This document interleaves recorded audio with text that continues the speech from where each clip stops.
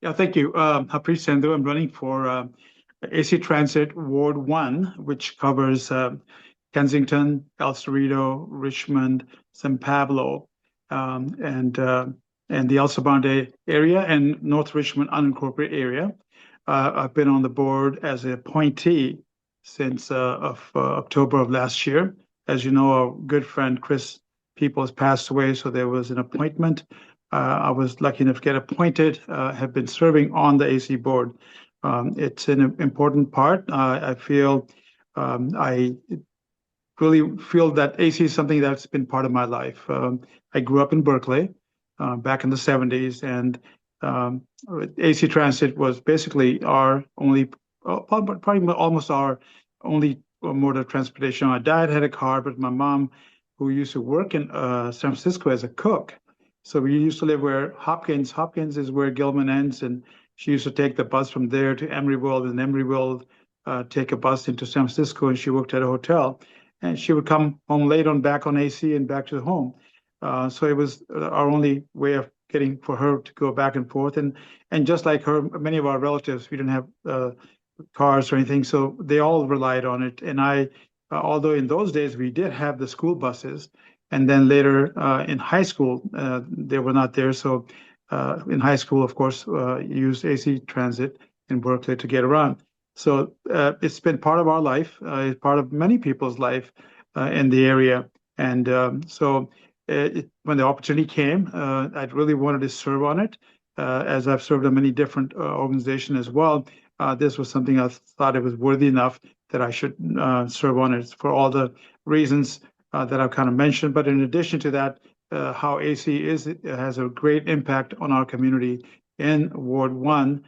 Perhaps perhaps other ward people would disagree or agree, every one of those wards has a large community that depends on transportation. The whole AC Transit, 2 out of 3 people are of color, and and that's amazing. But 2/3 are low income, and then also in addition, half of the people that do ride AC Transit earn less than $50,000 a year. So, and not in addition to, I think I'm going to cover a lot of things about AC right in the beginning. And then 65%, even I did not know that 65% of people who do ride AC Transit, that's the only form of transportation. They don't have another vehicle that they use, just like although my dad had it, but we also relied on it. So AC Transit is an integral part of the community. And especially as you may see in Richmond, of course, AC Transit, like all transit agencies right now, is facing a struggle as there's deficit in budgets in all transportation in the area. And we'll get more into it perhaps later. So basically, I just want to be able to bring the knowledge, perhaps what I've had experiences in different ways to be able to serve on AC Transit and also be reflective of the community as well. So All thank you, right, Jaden. no problem. All right, our first question is, what is your top 3 priorities if elected? Coming back to same, pretty much same thing, Jim, is to first of all protect the reliable for the public transportation for public. As you can see, we already had with the cuts 60% already, and the most important part that's coming in front of the people is a measure. Every transportation is facing a struggle, so to make sure that we have public reliability for public to transfer to be able to afford to be using AC Transit. Of course, as I mentioned, AC to make sure that I am part of the solution, hopefully, to somehow address AC Transit financial challenges in terms of how we move forward, both if the regional measure passes, and if not, then strong decisions must be made. And then the most other important is to make sure, even though we are all AC Transit, for me in Ward 1 to make sure that I'm a strong voice in the regional transportation decisions. I feel that Ward 1 has challenges that really need to be addressed on the overall AC Transit. So those are one of the most important things: protect reliable public transportation, address AC Transit financial challenges, and make sure that there's a strong voice from Ward 1 on the AC Transit Board. Thank you. Michael, are you ready to field the question? Hi, Harpreet. Good to see you. Hey, Michael. Good, sir. How would you work with others to support the district priorities? Um, I mean, all of us have the same concerns. As I mentioned, the district policy is to pretty much online with making sure that we have reliable transportation. But in addition to make sure that we address all the needs of as a board member, one of the things we must have is oversight and making sure that we work together to make sure there's the oversight on AC Transit, so we are financially not burdening it. Obviously, some of the few things that we really do is approve budget and then also contracts. But most important is to advocate for the riders and our community. But at the same time, working with employees and our labor organization, because working together, we must come to a consensus. How do we address all the above mentioned reliability, making sure that we have employees, their voices listened to, making sure that labor is part on the table, and then of course the community itself is also well represented among all of us who serve on the board. Great. Cheryl? Hola, Well, sir. What are the most pressing budget issues facing AC Transit, and how do you intend to address them? yeah, thank you, Cheryl. Obviously, each transit agency is in a budget crisis at the moment. AC Transit over the next coming years will face about sometimes 48 million, sometimes 50 million, sometimes thereabouts, but let's say average of $50 million deficit each year. So the regional transfer measure it is a must. Currently, the governor has given us a lifeline where AC Transit received about $55 million, which we will use from now until June of next year. Unlike if you saw BART is maybe is not is where they're already kind of initiating some of the shortages and they're trying perhaps will be, as you may have heard, closing 15 stations or so forth. For the time being, we're making sure that we continue the ridership. Hopefully, we'll see what happens in the November election, but until of next June of 27, we will continue to provide the service. Now, if the measure does not pass, we're going to have at least a shortage of 16% in our budget. What I mean to say is over 300 jobs will be perhaps eliminated. There'll be a 16% budget, again, a cut in the budget. And if I may say, Cheryl, I know you understand this because you worked on some of the things to making sure that we are reliable at AC Transit. So the crisis is at hand, but hopefully the measure will pass. But if tough decisions have to be made, they will have to fall on the shoulders of all of us, not only just AC, but also Muni and BART, and all those cuts will happen. I was actually just at an event today, not representing AC, but as an individual, where community leaders came together, again, talking about the ballot. And some of the vast disaster part is that somebody said that maybe in the next 5 years, BART may even stop to exist because of funding shortages. But anyways, for AC, we have to deal with a budget. We have at least a year to work with it, and let's see what happens with the regional transit measure. Okay. All right. I don't know who wrote this question, but it seems a little loaded. But how is AC Transit going to recruit a diverse workforce as the baby boomers retire? I did not choose that phrase. No, that's a great question. Actually, I was at the North Richmond Neighborhood Council. That question was also asked there. What percentage of our workforce represents our community?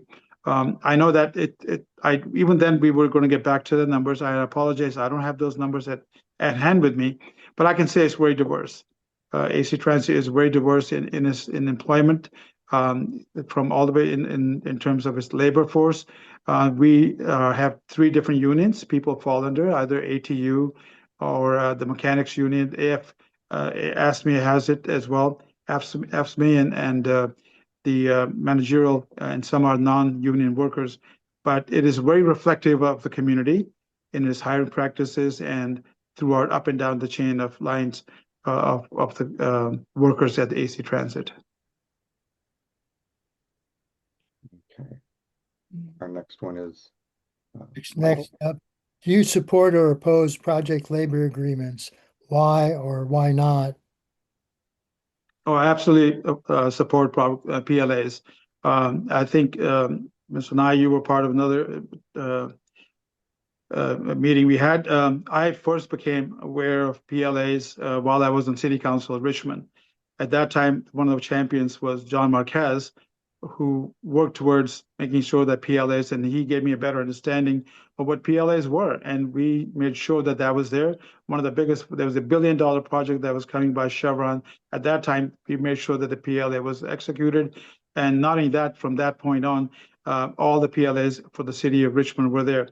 One wonderful thing about Mr. Marquez, when he went back on to the junior college board of trustees, they've never had a PLA. So I know that he kind of guided me and showed me how those things were changed. So yes, a strong support of PLAs. It's a must, and we must have that alignment with the labor and all our contracts that may come through a city or through other organizations. Thank you. Sir, discrimination is prevalent in today's society. Racism, sexism, homophobia, transphobia, and others. What types of discrimination do you see as prevalent in AC Transit? And what ways would you propose to counter it?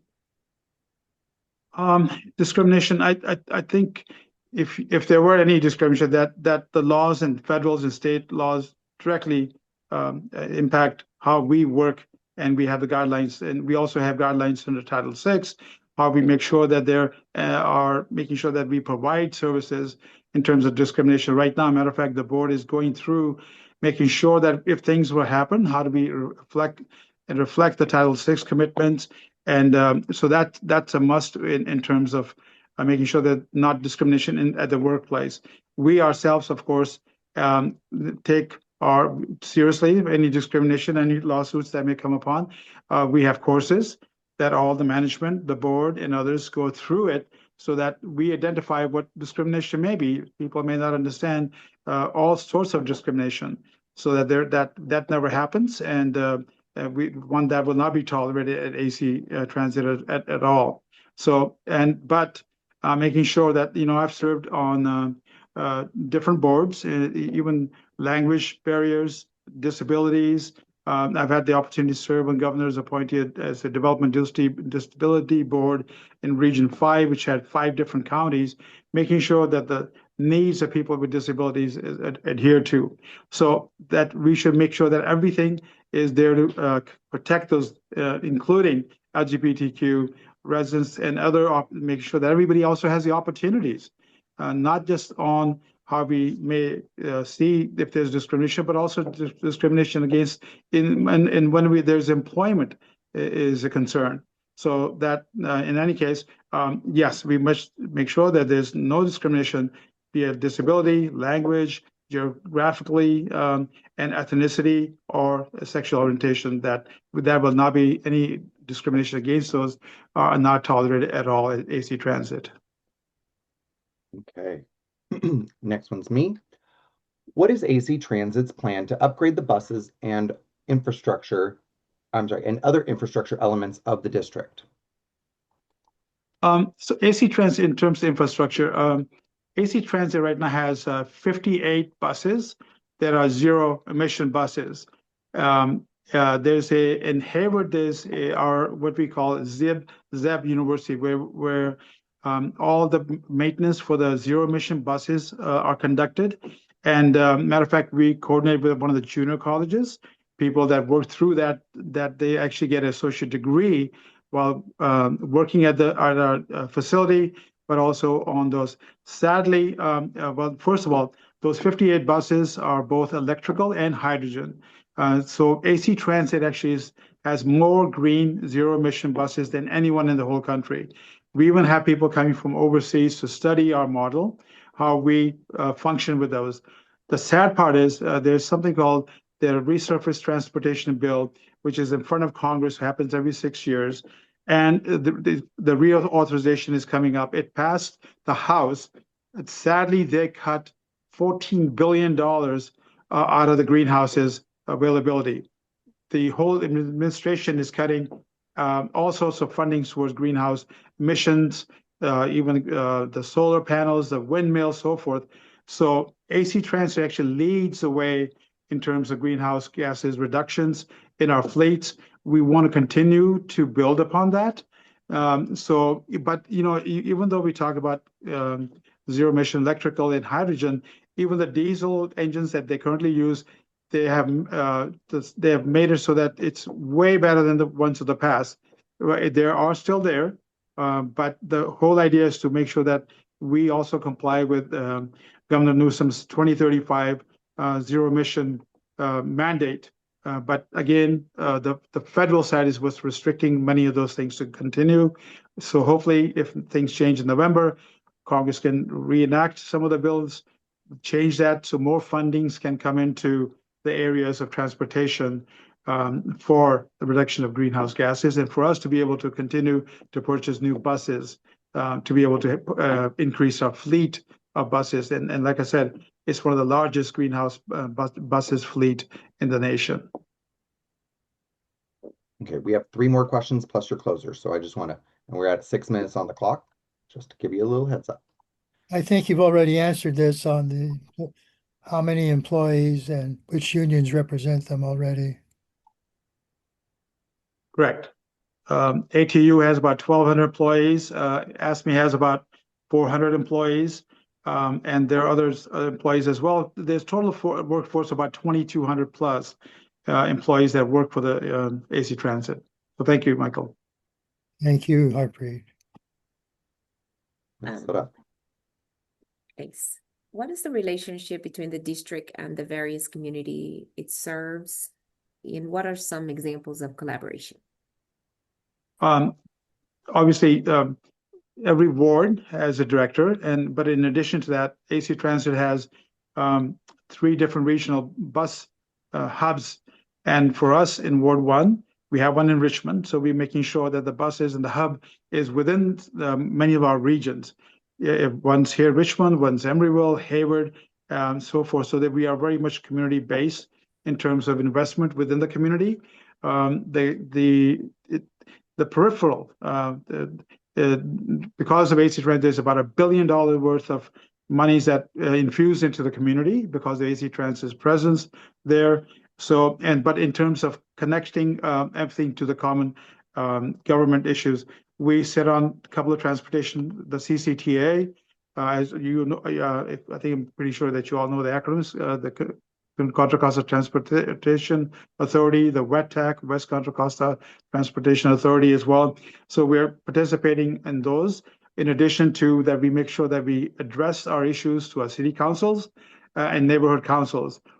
Even with this measure, we have been going to our neighborhood councils, city councils, and other organizations, making sure that they also understand what's happening with AC, how it's functioning, and how things may change because of the measure, if it passes or not passes. So we're continually making sure that we have input within the community where AC is there, how it connects, and also making sure that as sadly we have to cut some of the lines, what impact it's going to have, and how the number of hours or minutes will change, and some of the lines that will be deducted for that, but keeping the strength of the AC Transit on the major streets moving forward. So communication is a must, and AC Transit we're doing our best to make sure the community is involved and informed of what we're doing. All right, last question. What is your opinion of the multi-county transit issue on the November 2026 ballot? I think all this, I've been kind of talking about that. It's crucial. And as I said, right now, because of the governor's money, we can afford to function until June of next year. So, but beyond that, there's a budget deficit of about 50 million, sometimes 48, sometimes 49 or 50 thereabouts. That is going to be crucial to the mode of transportation within the area. So that measure is important.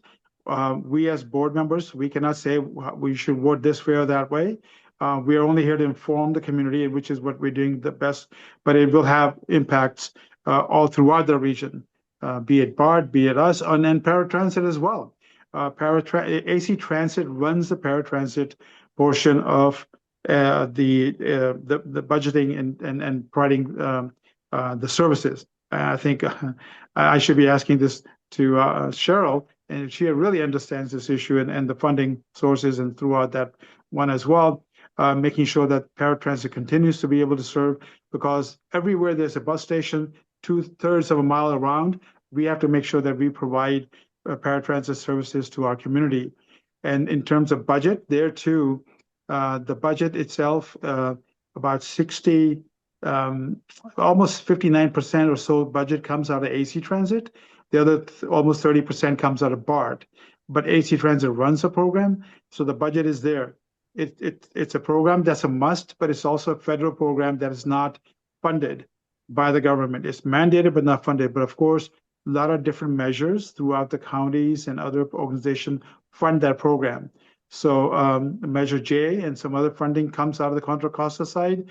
Very little bit, unfortunately, but 20% comes out of Measure B, out of the Alameda County. So it's really funded through these measures. So at the end, it is crucial that the regional transit measure hopefully will pass this, so we can continue the service for the community that we serve.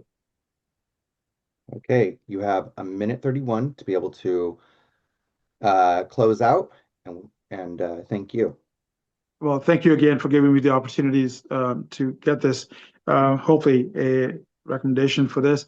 This is a body that I've had the opportunity to serve from almost decades. The first time I had the opportunity to serve, I was appointed by Assemblymember Bob Campbell on the Central Committee, and I've served through many, many wonderful organizations and individuals who have served it many times as elected, many times appointed, and many times. So this endorsement is something that I will cherish to make sure that I've received. But the bottom line is I want to continue to make sure that I have the ability to serve AC Transit for many of the reasons that I already spoke about. For the community's needs are making sure that there's a strong voice in the community from Region Ward 1, and also if to be there to be able to address the financial challenges that may come ahead.